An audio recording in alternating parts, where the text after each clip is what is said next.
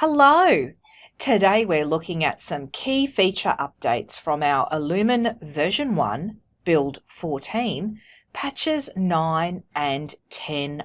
The features and fixes in these releases continue to enhance the powerful request and query management capabilities in illumin.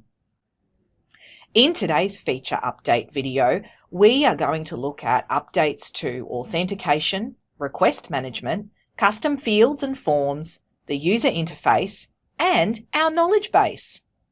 If you'd like more detailed information about these releases, check out the support portal, where you can find information about illumin here. Remember, you're also able to access illumin help guides. They're located in your illumin dashboard.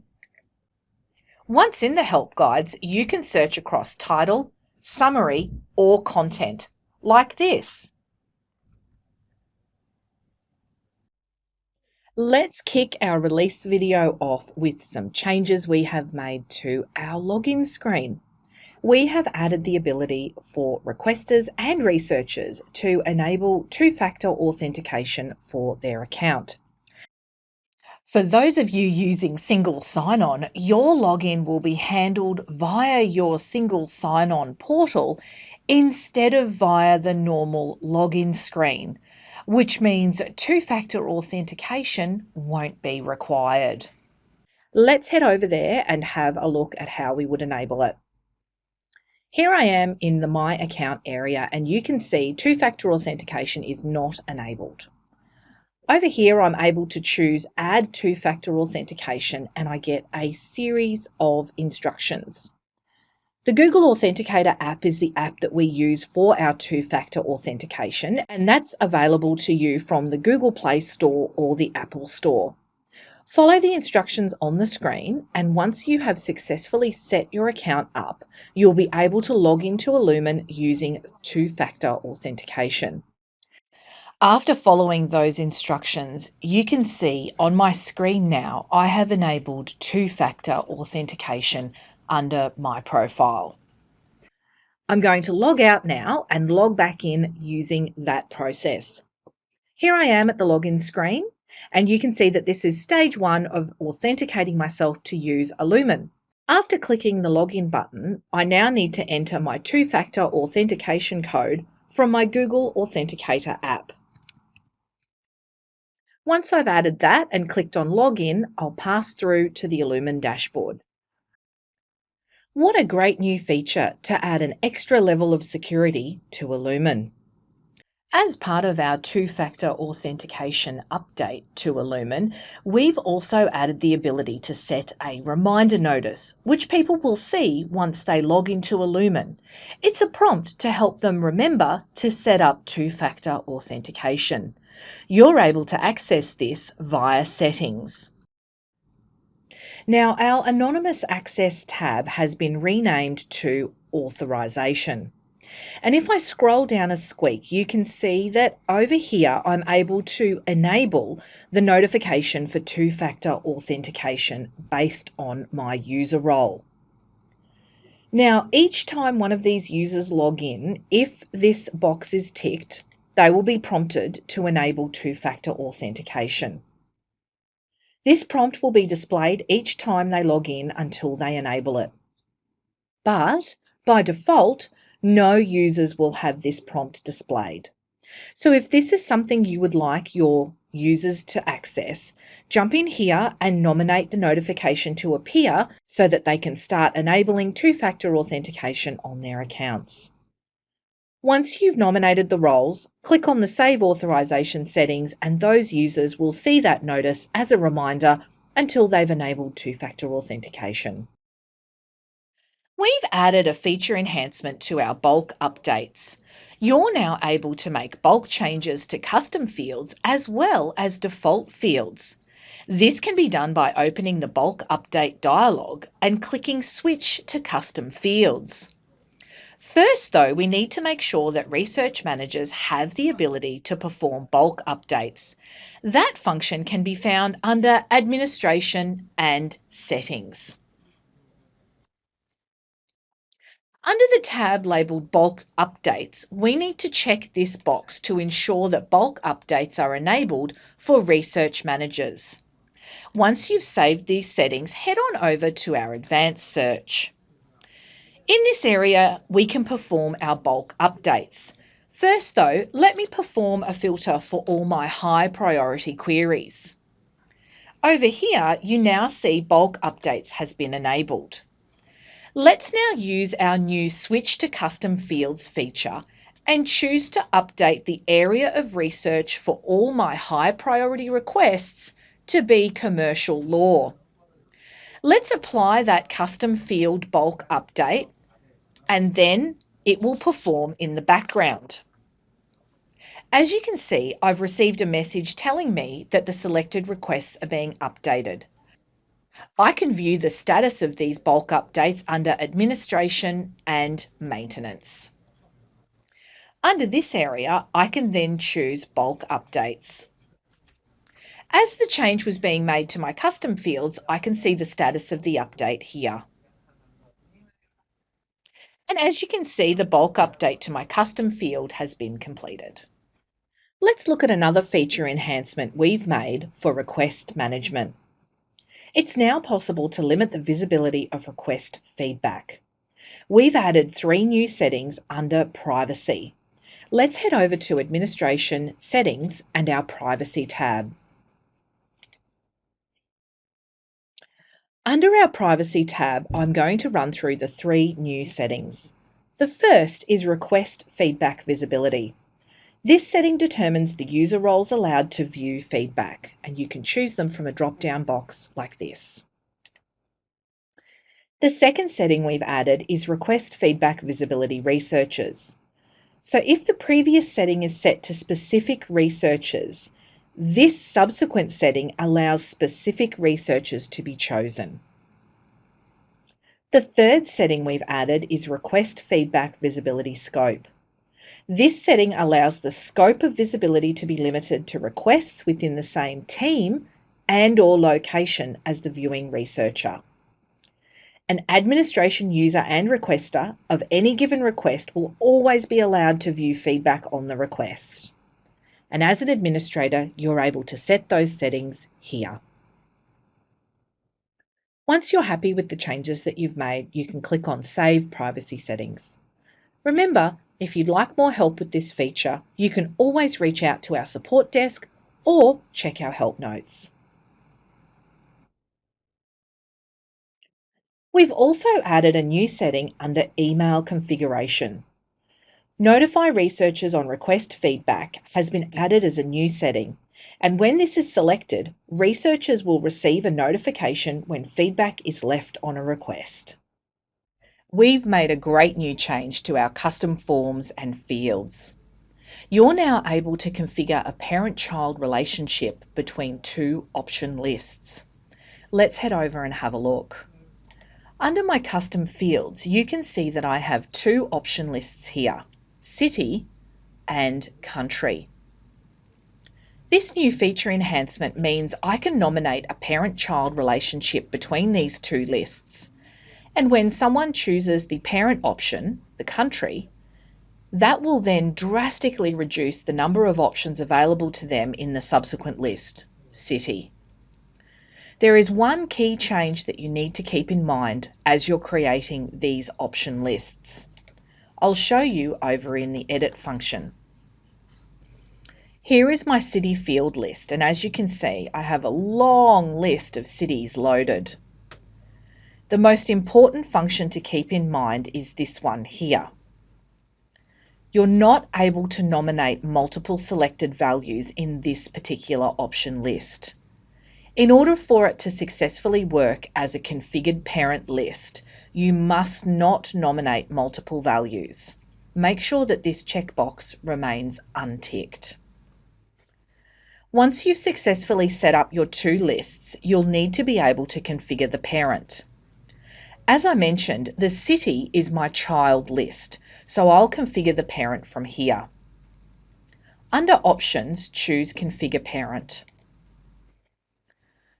From this drop-down, select the parent list. In this instance, it will be country. As you can see, you're then presented with options for field mapping, and some fields have already been mapped. I'm going to go ahead and map another field. I'm going to map an option under Austria. Once I've chosen the country, I can click on the value and bring it across so that it gets mapped into that particular field. Click on Update. Once I've successfully mapped all of the parent and child options, click on Save. Let's now drop these two custom fields into a form so you can see how it would work.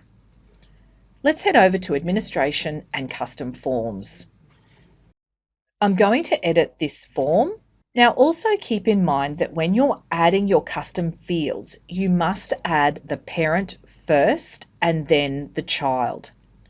Let's drag my parent field over, country, and then drag my city field over, which is the child field.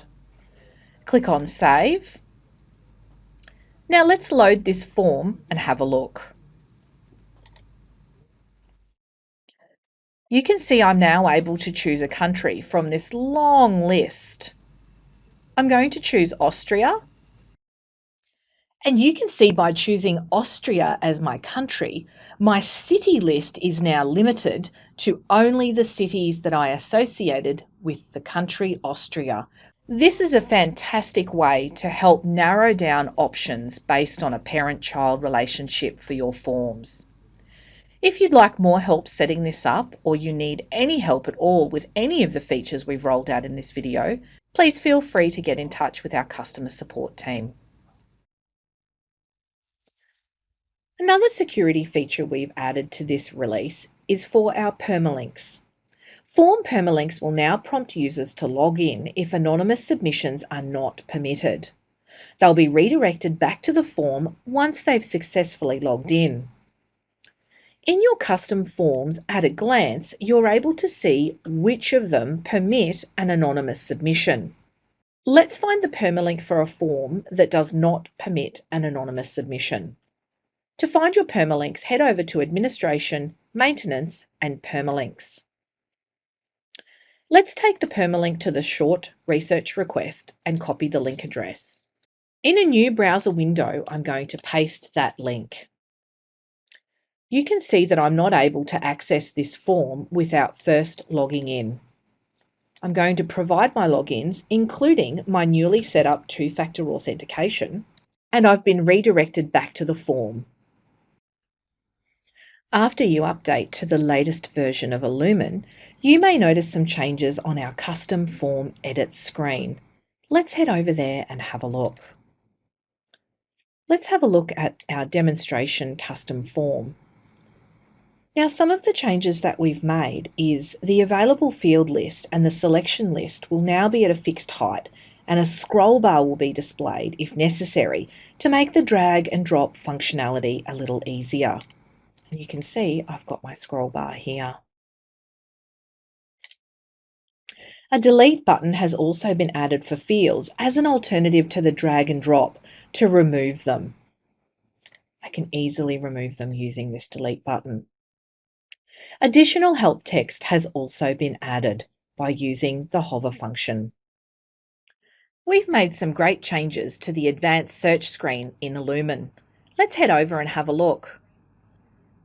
The first change that we've made is here. Saved filters has now been renamed to views, and this is to reflect a change in functionality. Now, both filters and layouts can be saved, including changes that you make to column widths. Let's have a look at saving the column layout of this advanced search page without the need to apply either a quick filter or a filter here. I'm going to remove some of the columns that I see on my advanced search screen so that I can streamline the view that I'm looking at. Let me remove some of these and narrow down the actual columns that are visible to me when I first visit this page. Click on Update Columns, and you can see the update here.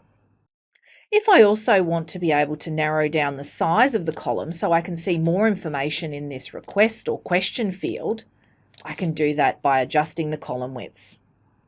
To save this, I'll head over to the new Saved View option and I'll give this a name. Let's call it my streamlined view. Click on Save. If I've removed a column in error or I want to reset this back to my original advanced search view, I'm able to do that using this double-headed arrow at the bottom here. This will reset my selected columns and widths back to their default values. Pretty neat little trick.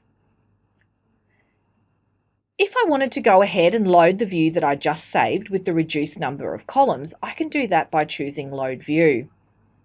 In this though, you'll see that we've added a new functionality called Pinned Views. This pinned view allows me to view this straight from the illumin menu bar. I'll click on Add and show you what I mean. Let me refresh my screen.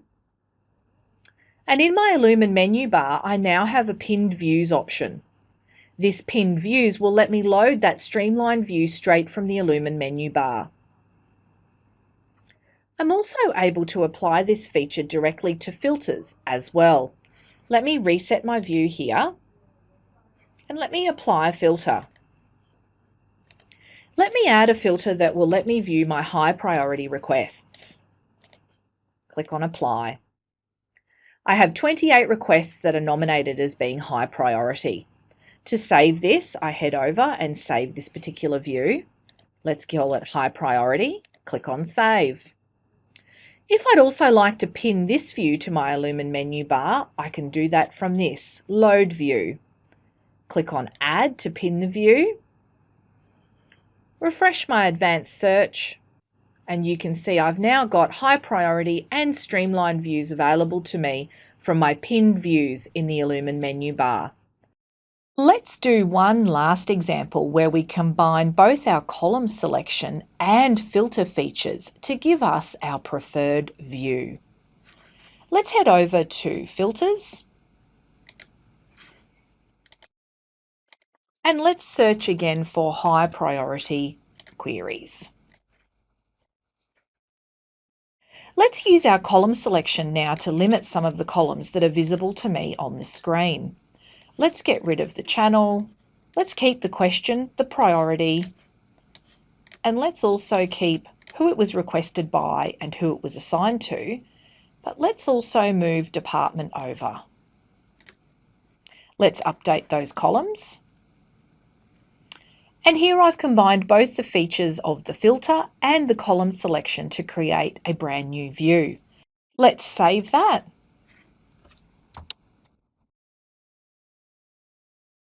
And now that I've saved this view, as you saw from the last examples, I'm able to also pin it. What a fantastic time-saving feature we've added into our advanced search. I really hope you find this useful. I think it's pretty neat. Can you believe we're almost at the end of this release video for Illumin? The last update that I wanted to share with you was a great change that we have made to our knowledge base. Let's have a look. To enable this change though, we are going to have to make a slight tweak to our settings. We've enabled a new section on the knowledge base homepage called Latest Questions, and you can enable it under the Settings option. Under the Settings area, look for Knowledge Base. Scroll down until you see this option, Display Latest Questions. Enable that checkbox, and when you load your knowledge base homepage, you'll see the latest questions on the homepage. Before I leave this area, did you know you can change the theme for your knowledge base? Have a look through these the next time you are in here. There are some great options to choose from to really make your knowledge base pop off the page. Let me save these settings and head over to the knowledge base and show the new feature in use. Here's my knowledge base homepage and my newly applied theme, and you can see on the right here I've got my latest questions loaded. What a great way to share with your users the most recent 5 requests published to the knowledge base. Well, there you have it.